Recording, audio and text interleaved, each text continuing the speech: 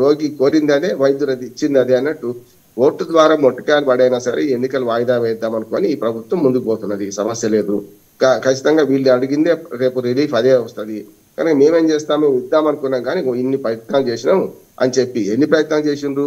మొదలు చట్టపరంగా రాష్ట్రపతికి పంపిన 2 బిల్లులు అది అక్కడనే ఉన్నాయి.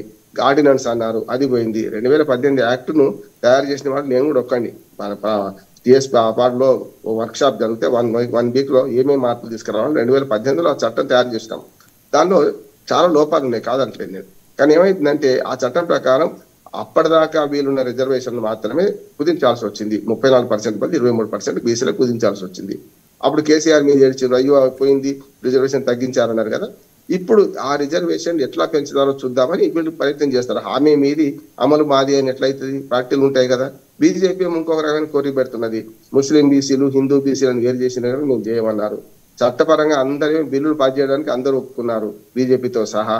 బీజేపీ కోరిక పెట్టడం ఏదైతుందో అంతకంటే అర్ధరహితం ఇంకోటి ఏం లేదు. బిల్లులో ఎక్కడ కూడా మేము ముస్లిం బీసీలు హిందూ బీసీలు లేదు. అక్కడ బిల్లులో బీసీలకు 42%